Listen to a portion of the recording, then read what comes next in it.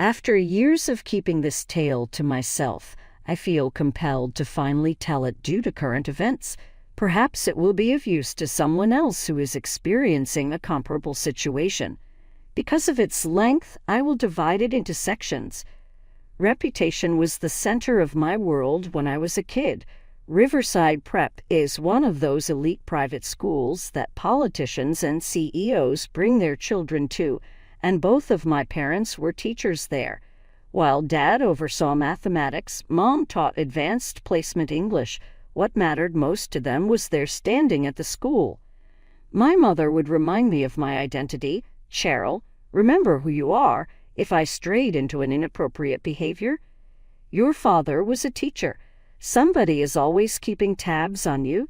Countless times throughout my childhood, I overheard that expression. We used it as a slogan, right up there with "your behavior reflects on all of us," and straight A's aren't an achievement, they're an expectation. They saw me as their ideal offspring since I was their only child. My friends, my attire, my grades, and even my manner of sitting at formal dinners were all under their watchful eye. I should have recognized the warning signals of their dominating behavior when I was younger, but growing up in that kind of home makes it all seem normal. My relationship with James Mitchell, which began during my junior year of high school, was the turning point in my life. His mom was a school board member, and his dad controlled half of the downtown real estate in our town. It was a huge deal for my folks. As I worked on my homework one night, Mom informed me, "This is exactly the kind of connection we've been hoping for. James is very future-oriented, and the Mitchells are an incredibly respectable family." "Just think, Cheryl," Dad went on to say while nodding, "you may be in for a truly amazing life if everything falls into place." At first, James and I got along famously well. He appeared to grasp the weight of having parents who set high standards, and he was also quite intelligent and humorous. Our future ambitions would occupy us for hours as we conversed. I intended to become a financial analyst, whereas he aspired to follow in his father's footsteps and work in commercial real estate. He would claim we could be such a power couple, with a hint of humor but a serious intention. The wealthy real estate magnate and his astute financial advisor wife. At family dinners, our parents would sit around the table and talk about our futures as we sat there smiling and nodding. On the outside, it seemed like everything was going according to plan. I began my freshman year at Winston College with James, and I was valedictorian of my class. I was also accepted into the esteemed business department at Winston. Our parents were quite pleased. Their mission was accomplished. Their ideal life for their daughter was unfolding just as they had imagined. Things went according to plan when I first entered college. We both dove headfirst into our studies at Winston, and suddenly it seemed like the world was coming together for James and myself. My business analytics teachers were very complimentary of my efforts, and I was keeping up with the flawless GPA my folks had hoped for. James and I became closer as we spent more time together in our spare time. We became close in the midst of our second year. We had been dating for over 3 years when we casually discussed getting married after graduation, so it seemed like a logical next step. I had everything figured out when I was 19 years old, head over heels in love. The next one was the nausea in the morning. I tried to convince myself it was stress or a stomach ailment at first, but after 2 weeks of constantly leaving my courses to go to the restroom, I couldn't continue to ignore it. I went to a drugstore across town and purchased 3 separate pregnancy tests since I didn't want a chance running into anyone I knew. Staring at those tiny pink lines on the floor of my dorm room is something I'll never forget. Positive, each one of the 3. Even sending a text to James to come over was a struggle because my hands were trembling so terribly. "You're In response to my disclosure, he turned pale. "Absolutely not. This is really unbelievable. This is not the time." As I attempted to maintain my composure, I stated, "I understand this is not the best time, but we can work through this together." Eventually, starting a family is something we've always discussed. In due time, James interrupted me. Yeah, once I finish college, once I've inherited my father's business, once we've tied the knot, then settled down. Not at this moment. What would this mean for my future, do you think? The impact was as sharp as a slap. How will we proceed? As he paced around my cramped dorm room, he warned that there was just one way out. An abortion is what you need. It is not the right time to start a family for us. Everything would be ruined. With a solid no, I responded. I refuse to do it. Behold, our offspring. When his parents discover out, he threatened to cut her off, he said. I will lose everything I have worked for. Cheryl, you can't treat me this way. Unfortunately, it has been done to me before. I was in the middle of an argument with James when my phone began to ring. The screen briefly displayed my mom's name. Return home. Now, she said with a frigid tone. This situation needs to be discussed. I was nauseous. How were you able to? James contacted his folks. People contacted us. We will personally come and grab you if you do not return home immediately. The 2 hours I spent driving home were the most torturous of my life. I was greeted by both sets of parents when I entered my parents' home. I wanted to vanish as soon as I saw the contempt on their faces. An angry, "How dare you?" came out of my mom. How outrageous that you expose us to such shame. The words, "You foolish, foolish girl," came out of my father's nose. Have you considered the impact on our standing at school? There was a great deal of sobbing from Mrs. Mitchell. James, our son, is going to have a fantastic life. Now is not the time to bind him to a baby. I'll take care of the baby on my own, I declared, protectively enveloping my belly. Neither James nor any of you are going to do anything for me. Is she a single parent? It was a sour laugh from my mom. Our daughter, raising a child alone, is our little daughter going to destroy her life because she spreads her legs? For my father, it was an utterly unacceptable situation. Your careless actions will not bring disgrace upon our company. What do you mean, reputation? What I was hearing was unbelievable. Ah, this is your great-grandchild. No, Mrs. Mitchell stated with conviction. It is necessary to rectify this error. James is just starting off in life. Everything would be ruined by this. Hours passed while the conversation continued. It was more of a chit-chat than anything else. It appeared to be more of a concerted effort. Consider your future, Cheryl. My dad would repeatedly tell me. Tell me how you intend to provide for a child. Guess where you'll be settling down. My mom further stressed that if I insisted on keeping my degree, we would stop paying for it. Would you like that? In order to ruin your whole future. As I sat there on the couch in our living room, I couldn't help but think of all the times I had spent there preparing for exams and daydreaming about my ideal future. For a moment, I considered dropping out of school, getting a job, and just living it up. Absolutely not in this locale. I could hear my mother's sharp voice. We will not tolerate you bringing disgrace into our home. Perhaps one of my aunts. I began, but my voice faltered. Neither of Mom's sisters lived in the United States, and Dad was an only child. I was really stuck. James sat still, his gaze fixed on the floor for the majority of it. He was completely silenced by his parents.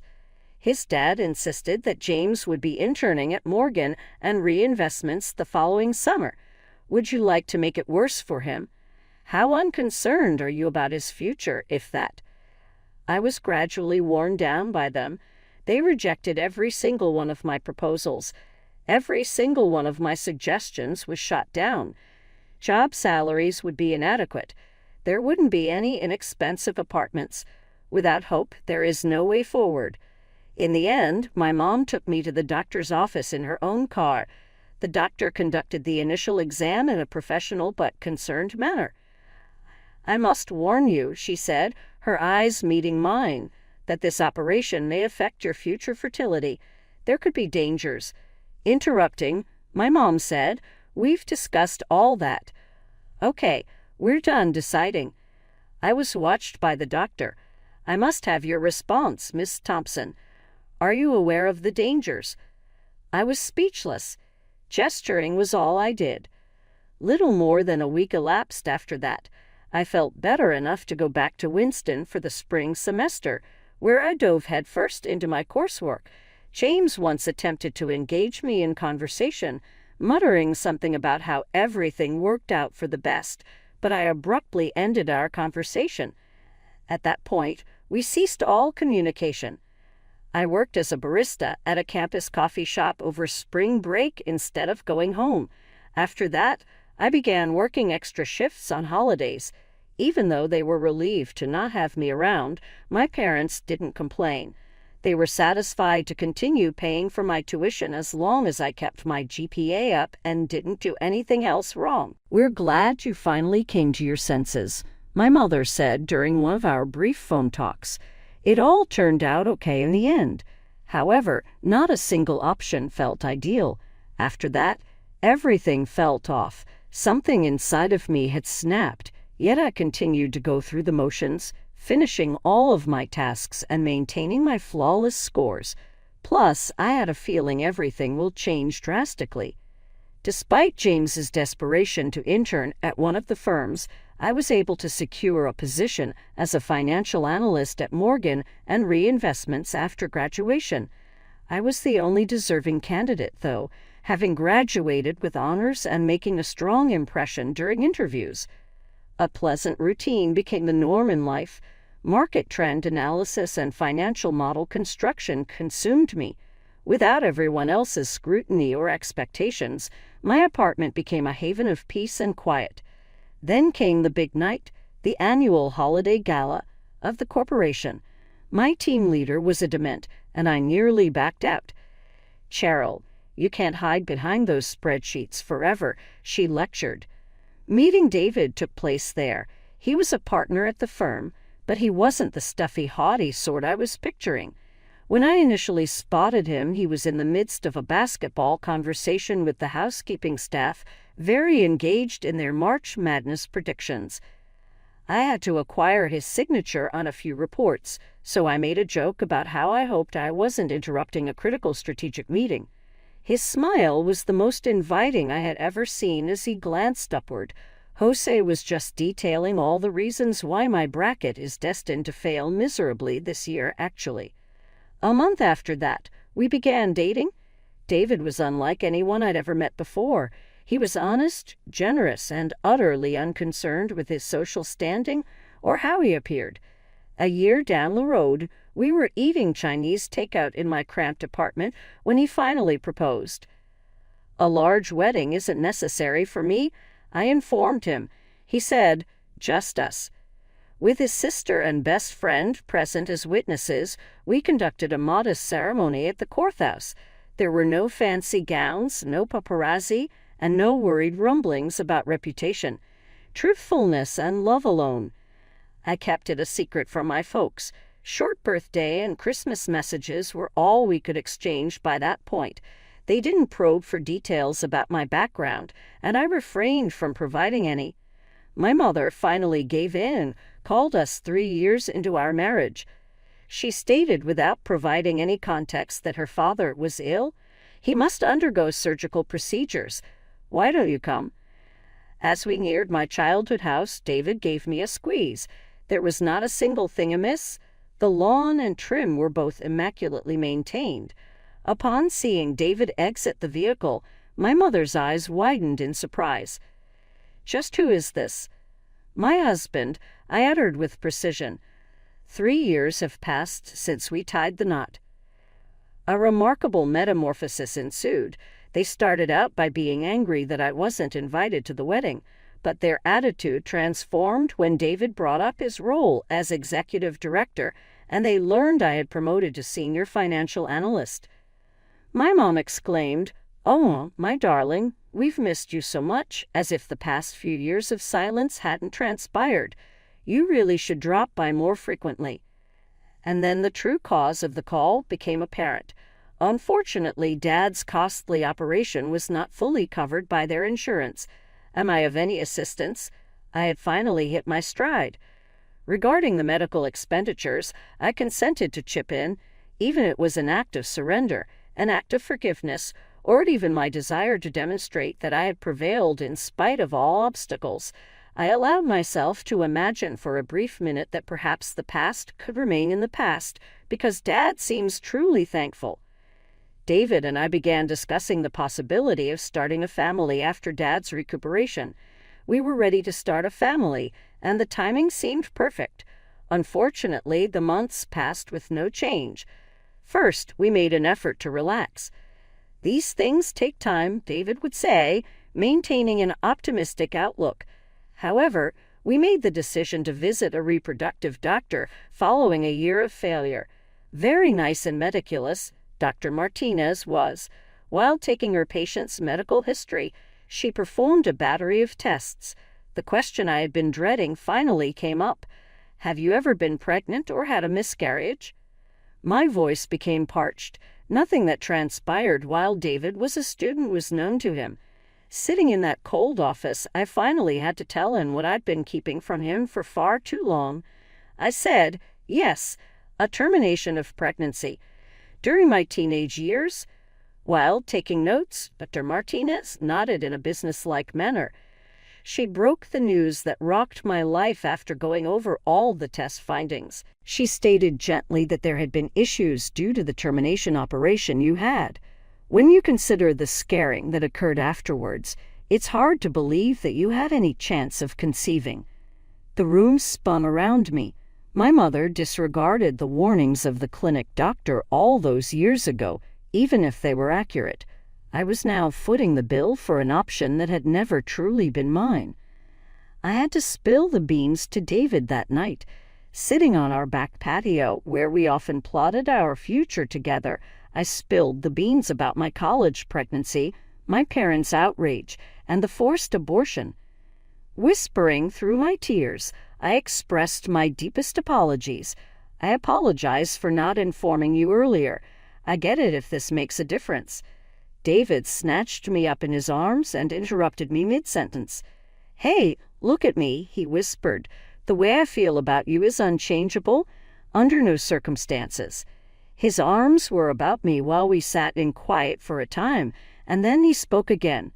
There are other paths to parenthood, you know. Consider adopting a child in need so that they can have a loving family. The words he spoke were an anchor. We stayed up that night looking into adoption agencies and their criteria, planning a future that was different from what we had envisioned, but full of love nonetheless. My parents and I had just restarted our relationship, yet already we were in an awkward pattern. With each appointment, the identical inquiry was made, then tell us, when will we get grandchildren? To avoid talking about the real issue, I would shift the conversation to anything else, like my job or my dad's rehabilitation. Before, they had demonstrated that they were more concerned with outward appearances than the well-being of their own grandson. I had no intention of letting them evaluate my decisions again. I continued sending them money every month, even after Dad had fully recovered, whether it was out of habit, shame, or the fact that I secretly believed that my financial success would finally win their true approval. I kept trying. I was caught off guard by the Thanksgiving invitation. They used to host holidays more often, but now my parents say they're too tired to do it. My mom was adamant this year, though. She mentioned that they were inviting some friends over. Just a few friends and family members, plus a few classmates and teachers. I ought to have been more astute. At least 30 individuals were already there when we got there. They were all influential members of the neighborhood school board and my parents' carefully selected social network. Things got off to a predictable start that night. Everyone couldn't help but notice my meteoric rise to fame, David's outstanding career, and the obvious pride my parents must have felt, just like the same superficial chats I'd had as a kid. The turning point arrived at that particular second. With a wine glass in hand, my mother cornered us behind the dessert table and spoke loudly enough for the other guests to hear. Cheryl, my grandma just showed me some photos of her new grandchild. How cute. When will you and David bless us with grandkids? Grandparenthood is already a wonderful experience for everyone else our age. David clasped my hand and gave me an honest answer before I could redirect. Adoption is actually something we're considering. We have initiated the application procedure. Following this, there was an ear-piercing quiet. Before she nearly yelled, my mother's face went through a range of reds. Is it adoption? Am I going crazy? People looked around. People began to cease talking. As the accomplished educator that she was, my mom held the attention of the crowd. Can you believe this, everyone? My daughter, who is capable of bearing us wonderful grandkids, is interested in adopting instead. Angrily, I hissed at my mother. The timing and location are wrong. Dad swung over from his perch beside the hearth. What on earth is all this hoopla about adoption? Do you intend to make us look foolish once more? Is there anything you know about these kids' backgrounds? Is it your intention to introduce criminals, addicts, and parents with mental illness into our family? You're causing quite a commotion, I addressed with conviction. This one is off limits.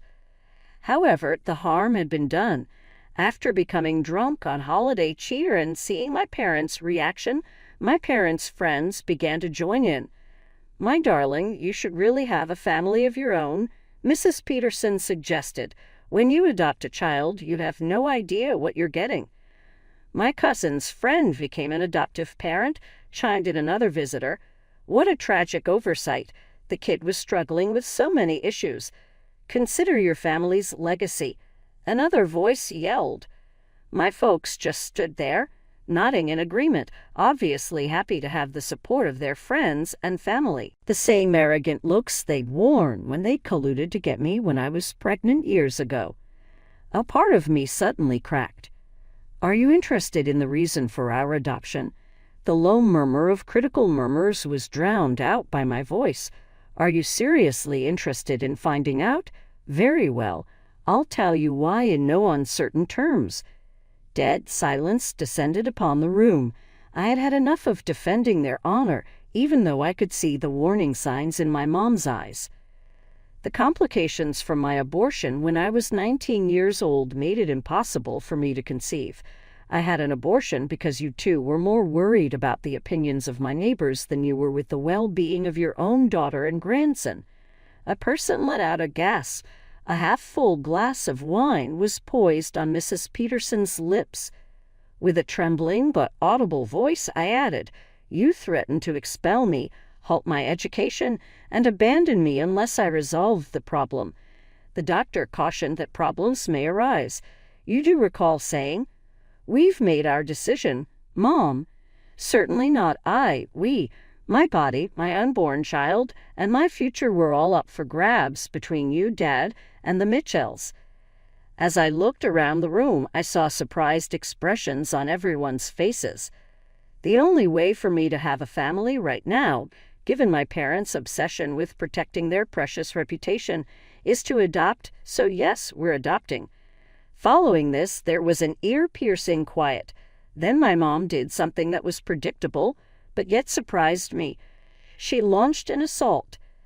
How dare you, she yelled out. You ungrateful girl, how dare you enter my home and tell such vicious lies? With shaky hands, she faced her guests.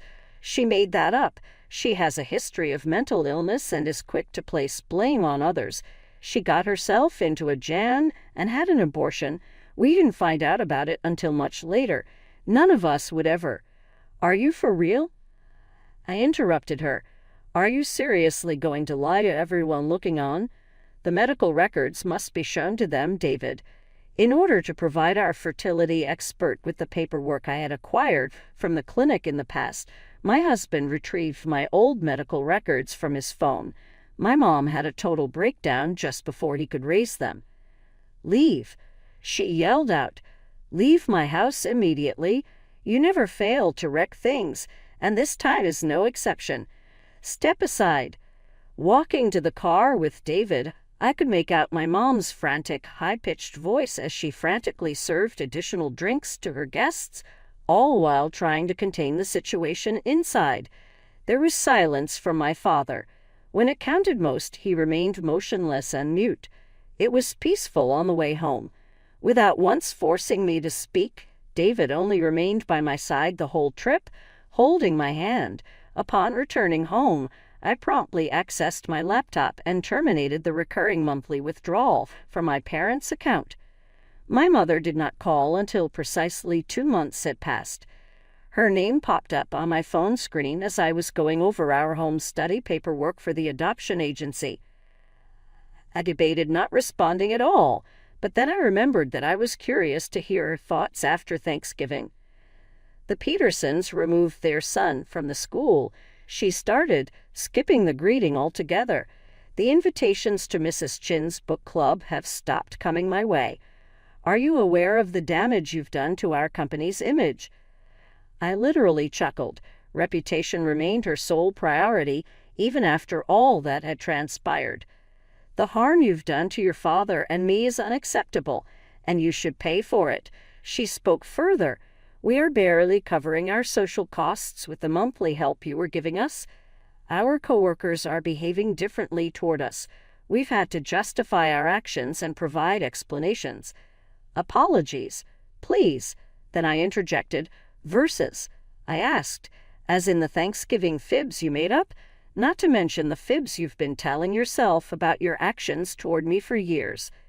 We helped you out because we wanted to, and now this is how you're paying us back, through the dissemination of malicious rumors and the subsequent financial isolation. What did I need? Now that I was speaking to her, my voice was firm and more composed than before. What did David and I do last week? Do you know? We scheduled an appointment with a therapist who focuses on supporting adoptive parents through the loss that comes with infertility. Something crucial was clarified for me by her. The abortion was only one aspect of what you accomplished. Mastery was at stake. In the end, it's all about power. You won't dare. My explanation was that the money was really only a tool for control. You believed you could exert control over me so long as I was making payments to you. Okay, I've taken care of that. I am through. You little ungrateful. After this call, I'm going to block your number and the other one as well. My adoption home study with David is nearly complete. We are hopeful that in a few months we will be matched with a child in need of a home, an innocent youngster who will never have to fear that their status will take precedence over their safety, someone who will love a child no matter what. What a fool you are, she hissed. So when you come to that realization, don't go backwards. Just as the call was about to end, I abruptly disconnected and blocked both of their phones. With a lighter heart than I had in years, I returned to my adoption paperwork. How long has it been? 6 months. The nursery for our little daughter, who will be here next month, is nearly complete.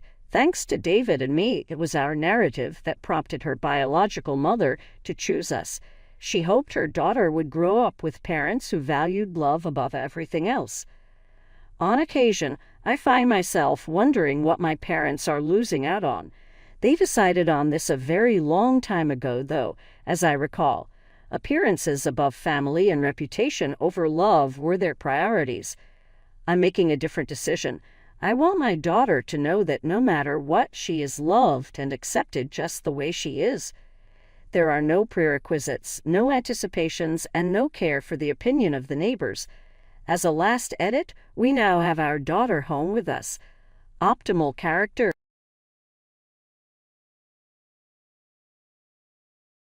I'm Jessica, 35, thriving in my marketing career and living the suburban dream with my husband, Mike. We've been married for 10 years, and though we don't have kids, we're the cool aunt and uncle to my brother-in-law Matthew's daughters, Susan and Lisa. It was a typical Friday evening when the girls came over for the weekend. Mike was firing up the grill, and I was setting the table when I noticed something seemed off with Susan. "Hey, kiddo, everything okay?" I asked, keeping my tone light. She shrugged. "Yeah, I guess," but her face told me otherwise. Later that night, after Lisa had gone to bed, Susan and I were cleaning up the kitchen. "So how's life with the new stepmom?" I asked gently. Susan's expression fell. It's different. She hesitated, and then it all came out. Vanessa's always on our case. Nothing we do is ever good enough. She's always criticizing us, finding reasons to punish us. Last week, she took away my phone because I got home 2 minutes late from school. My heart sank. Have you talked to your dad about this? Susan shook her head.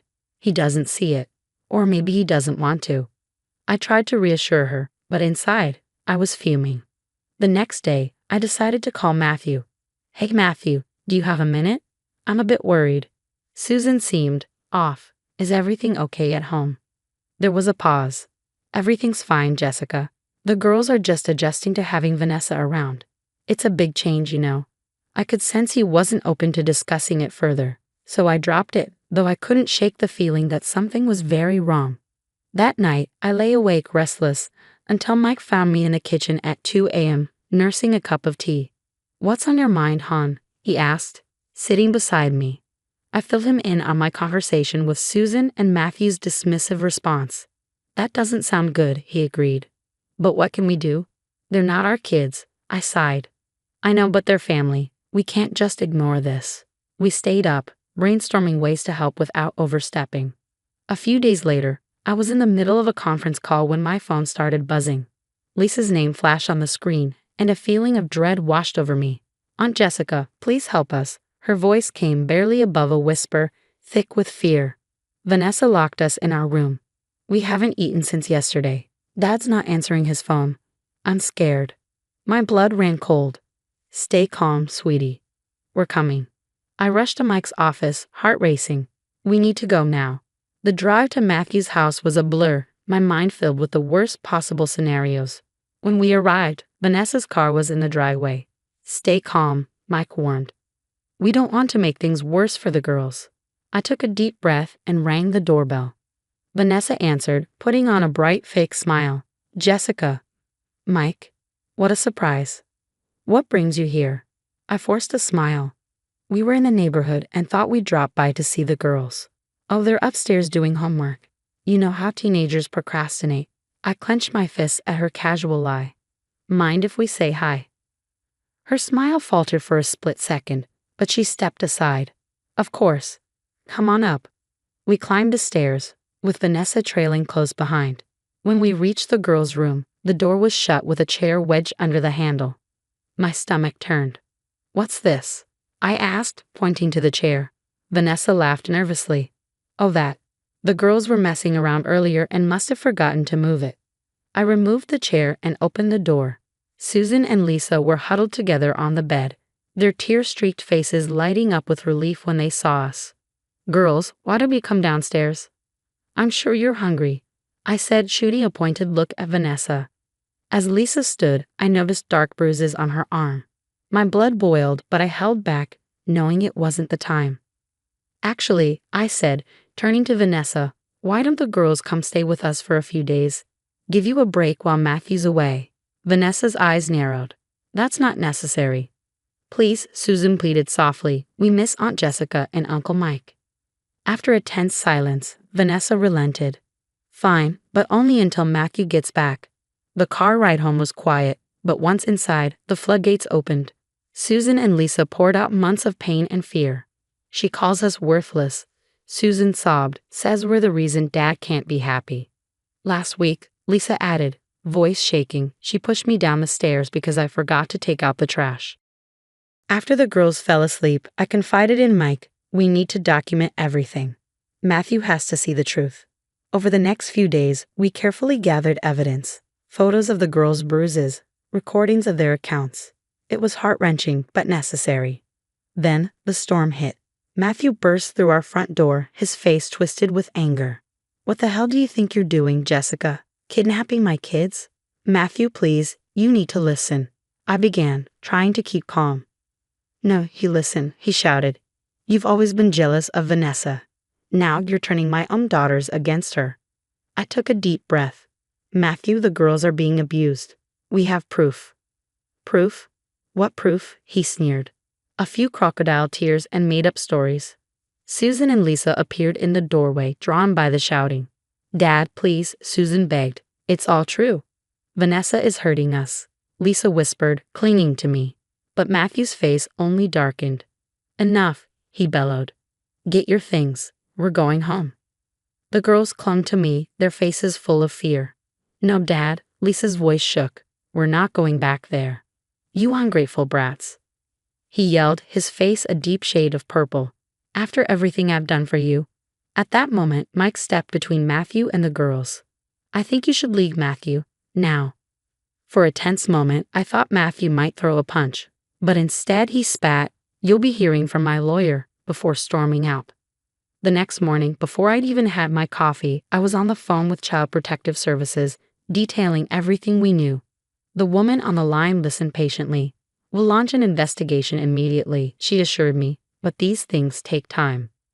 Time. It was the one thing I felt we didn't have. But we had to trust the process. Weeks dragged by, but the girls began to settle into a routine with us. Still, a shadow of uncertainty hung over everything. One afternoon, I overheard Susan on the phone with a friend. "Yeah, I'm staying with my aunt and uncle for a while. It's complicated." My heart ached. These kids deserved so much better. Mike and I poured ourselves into creating a stable, comforting environment. We found a therapist who specialized in trauma, and I'll never forget Susan's words after her first session. "It's nice to talk to someone who doesn't think I'm crazy or lying." We helped them catch up on missed schoolwork, celebrating every small victory. Slowly, we saw glimpses of the vibrant girls we remembered. One day, Lisa came bouncing into the kitchen, waving a flyer. "Aunt Jessica, there's a local art class. Can I sign up?" I hugged her tight. "Of course, sweetie." While the girls were healing, things with Matthew were deteriorating. His texts grew more hostile. "You've poisoned my daughters against me. I'm getting a lawyer. You'll regret this." I tried reasoning with him, but it was like talking to a wall. That's when I decided to take things into my own hands. I contacted a private investigator. "I want you to dig into Vanessa's past," I told him. "There's got to be more to her story." 2 weeks later, he came back with a bombshell. Vanessa had a history of similar allegations in previous relationships. There was even a restraining order filed by her ex-husband's kids. "Jesus," Mike muttered as we pored over the files. How did Matthew not know about this? I shook my head, compiling everything into a dossier, but something held me back from turning it over just yet. We needed ironclad proof if we were going to make Matthew see the truth. As summer turned to fall, I watched Susan and Lisa blossom. They made new friends, rediscovered old hobbies. But every time Matthew's name flashed on my phone, I was reminded that this peace was fragile. One night, as Mike and I lay in bed, I voiced my deepest fear. What if we lose them? Mike squeezed my hand. "We won't. We'll fight with everything we've got." I nodded, praying he was right, because the thought of sending those girls back to that house was unimaginable. Months crawled by, and the official investigation seemed to go nowhere. Matthew stonewalled every attempt to cooperate, making it difficult for CPS to build a case. Meanwhile, Vanessa's life began unraveling. We heard through the grapevine that she'd been fired for embezzlement, and Matthew's friends started distancing themselves, muttering about her increasingly erratic behavior. Then came the night that changed everything. It was past midnight when our doorbell started ringing nonstop. Security footage showed Vanessa, clearly intoxicated, swaying on our porch. "Let me see my girls," she slurred, pounding on the door. Chaos erupted as she grew more belligerent, and it wasn't long before the police arrived, arresting her as she kicked and screamed. The girls huddled in the living room, both terrified and relieved. "It's over," Susan whispered. "It's finally over." With Vanessa's arrest, everything we had gathered finally came to light. Faced with undeniable evidence, Matthew crumbled. He showed up at our door a week later, looking like he aged a decade. "I'm so sorry," he choked out. "I should have listened. I should have protected them." The girls were cautious but agreed to talk. After a long, tearful conversation, Lisa spoke up. "We want to try," she said, "but we need rules. Family therapy, and if Vanessa stays gone. Forever." Matthew nodded, relief and determination in his eyes. "Anything. I'll do anything to make this right." Life gradually settled into a new normal. Susan and Lisa stayed with us, thriving in the stable environment we provided. They began having supervised visits with Matthew, slowly rebuilding trust. One evening, as Mike and I watched the girls laughing in the backyard, he turned to me. You know, we're pretty good at this parenting thing. I smiled. Yeah, maybe we are. Maybe we should look into fostering. Months later, I found a letter on my nightstand. Inside was a hand-drawn card from Susan and Lisa. Dear Aunt Jessica and Uncle Mike, we don't know where we'd be without you. Thank you for fighting for us, for believing us, for loving us. You saved us in every way a person can be saved. We love you, Susan and Lisa. I hugged the card to my chest, tears flowing freely. The road had been long and hard, but seeing those girls heal and grow made every battle worth it. We had weathered the storm together and come out stronger on the other side. Now I have a question for you. If you were in Jessica's position, would you have confronted Matthew earlier about Vanessa's behavior, even without concrete evidence? Or would you have waited to gather proof, knowing the girls might suffer longer? This is a tough dilemma that many face when suspecting abuse. There's no easy answer, but your perspective could help others in similar situations. Share your thoughts in the comments below.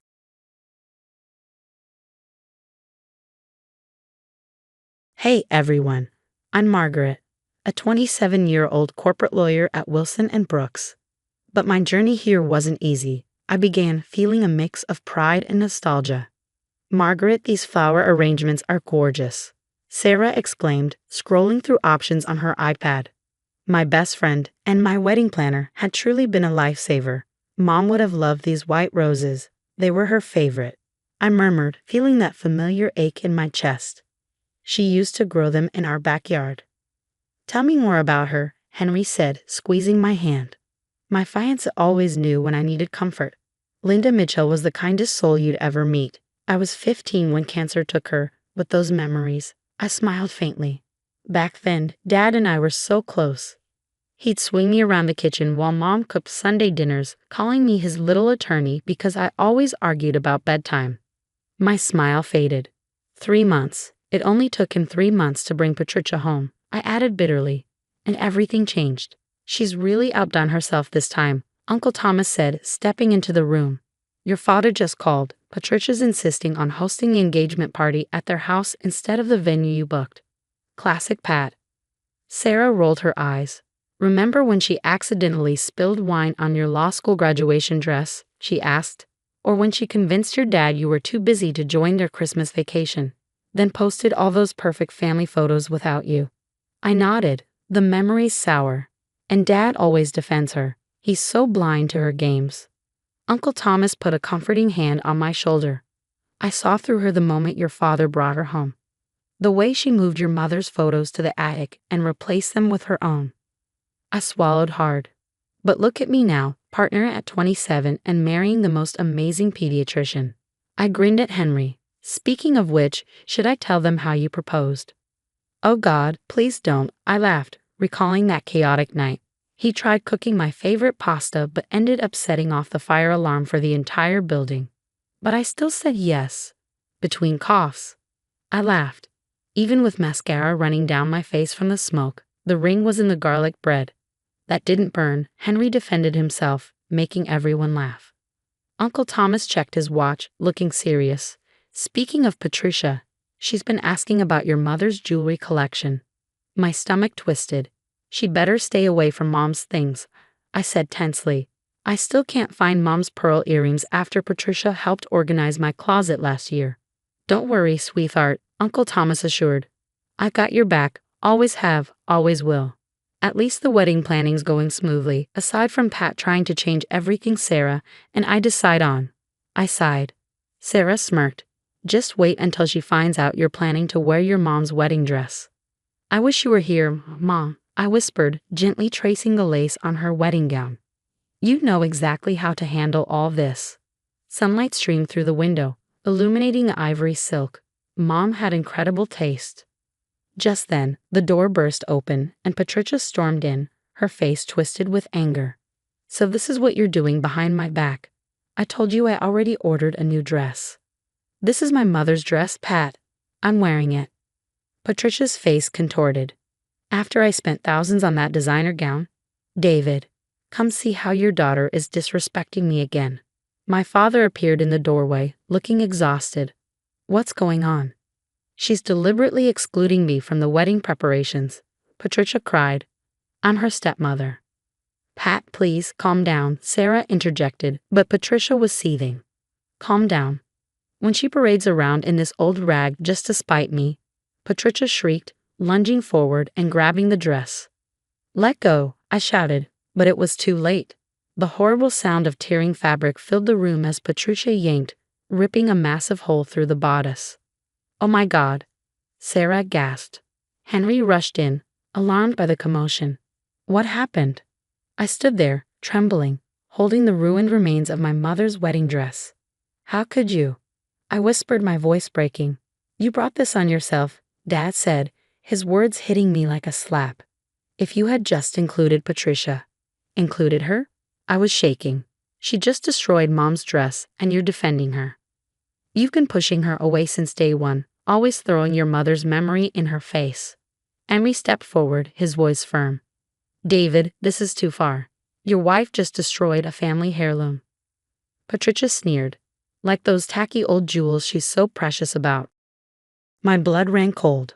What did you do with Mom's jewelry? I have no idea what you're talking about, she said, but her smirk said otherwise. Empty your closet, Pat. Now, Uncle Thomas's commanding voice cut through the room, and we all turned. He stood in the doorway, fury radiating from him. You have no right. I have every right, Uncle Thomas said. That jewelry collection belongs to Margaret. It was in Linda's will, Uncle Thomas reminded them, his tone icy. This is my house, Dad argued, his face darkening, and those are my mother's things. He glared at me as if I was the intruder. What else has she taken? I demanded, my voice shaking. Check the pawn shops, Sarah whispered. Bet that's where Mom's pearl earrings went. Get out of my house, Patricia shrieked. Gladly, but this isn't over, I shot back, turning toward the door. Don't you dare walk out, Dad yelled after me. Or what, Dad? I replied, my voice cold. You'll blame me for that too. You might have destroyed her dress, but you'll never destroy her memory. Henry wrapped his arm around me as we left. I'm calling my lawyer first thing tomorrow. We're going to find everything she took, Margaret. I promise. As we drove away, I watched through my tears as Dad comforted Patricia in the doorway. It felt like the final nail in the coffin of our relationship. 2 weeks later, Sarah spread a series of files across my dining room table. 3 previous marriages, all to wealthy men. All ended under suspicious circumstances, she said, laying out court records. And look, Patricia filed for bankruptcy right before meeting your dad. Yet somehow, when she moved in, she had designer clothes and a new car. There's more. Sarah pulled up an email. Remember that pawn shop on 5th Street? I got confirmation she sold your mom's sapphire necklace there 3 months ago. My hands shook as I dialed Uncle Thomas. He answered on the first ring. Already at the jewelry store. The owner remembers her well. She's been selling pieces for years. I'm getting security footage. My phone buzzed with a message from my cousin Amy. Margaret, Pat's telling everyone you're lying about the dress incident because you're jealous of her and Uncle David's relationship. Sarah shook her head. Classic manipulation. But wait until they see this. She showed me a Facebook post from 2015. There was Patricia sitting with Dad at a cafe. The date stamp was 2 weeks before Mom's death. They were having an affair while Mom was dying. My voice cracked. Look at her hand on his. Sarah's tone grew serious. It gets worse. Your dad's company records just came through. Patricia's been named primary beneficiary of everything. House, business, life insurance.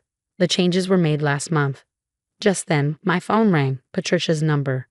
Put it on speaker, Sarah whispered, hitting record on her phone. You think you're so clever, digging around. Patricia's voice was venomous. Back off, or I'll make sure you lose everything. Like you made Mom lose everything. I shot back. Oh, your precious mother was weak, she sneered. I saw what I wanted and took it. David was so easy to manipulate while she was wasting away in that hospital. I clenched my fists. And now you're taking her jewelry?